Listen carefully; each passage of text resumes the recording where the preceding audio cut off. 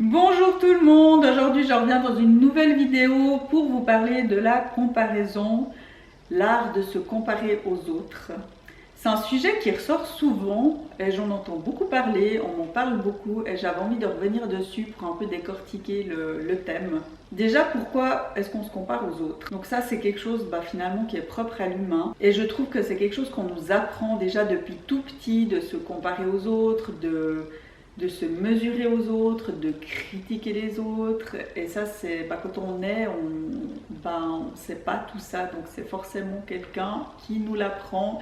Et en général, c'est nos parents ou c'est l'entourage proche ou alors des amis, enfin des personnes qu'on côtoie. En même temps, la société ne nous aide pas forcément à fonctionner différemment non plus. Mais je trouve qu'il y a la comparaison positive et la comparaison négative. Pour la comparaison positive, on va prendre une personne comme modèle, nous en inspirer et ça va nous apporter un objectif bien précis mais surtout réaliste. Que ce soit au niveau professionnel, sportif, personnel, ça peut vraiment nous donner une impulsion pour aller dans la direction vers laquelle on a envie d'aller. Mais attention, ça ne doit pas devenir une source de pression parce que là, ça va devenir non productif et là, on va entrer dans la comparaison négative justement. On doit surtout rester réaliste et ne pas oublier qu'on ne peut pas devenir cette personne à 100% étant donné qu'on est quelqu'un d'autre. On a un corps différent, un passé différent, une vie différente, des moyens différents, donc forcément, on ne peut pas devenir cette personne,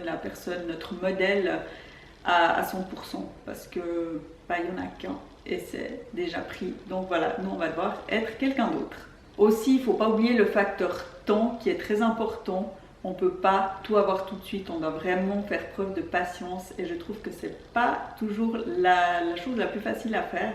C'est donc à nous de décider de la durée qu'on veut donner à notre objectif pour aller dans cette direction et pour que ce soit réaliste. La comparaison positive, elle donne vraiment une jolie impulsion, elle nous donne des ailes, une motivation pour aller vers l'objectif qu'on a envie d'atteindre. Contrairement à la comparaison négative qui, elle, est plutôt malsaine à mon avis. Donc là, on va systématiquement se rabaisser, se trouver nul, se dire qu'on va jamais y arriver, qu'on n'est pas à la hauteur, enfin vraiment tout un tas d'excuses très négatives et ça, c'est vraiment pas du tout constructif pour nous. On va même, si ça se trouve, commencer à critiquer la personne par jalousie sans même savoir le chemin qu'elle a parcouru, tous les moyens qu'elle a déployés pour arriver à où elle en est en ce moment. Donc j'ai plutôt envie de dire qu'on perd son temps tout simplement en étant dans la comparaison négative. Alors, qu'est-ce qu'on va faire du coup? On va comparer ce qui est comparable. Pour commencer, c'est une phrase que j'aime beaucoup parce que je trouve qu'elle est très réaliste, qu'elle est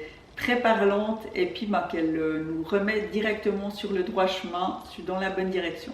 On ne peut pas se comparer à une personne millionnaire qui travaille depuis des années comme une dingue avec nous-mêmes qui entrons ou qui commençons dans la vie active et qui ne déployons pas les mêmes moyens, c'est juste pas du tout comparable. On ne peut pas comparer notre physique de sportive débutante à quelqu'un qui fait du sport depuis déjà de longues années, plusieurs fois par semaine et qui est vraiment, qui est vraiment dedans depuis plusieurs années, qui a réussi à se sculpter son corps et qui, très souvent, n'a même pas la même morphologie que nous-mêmes.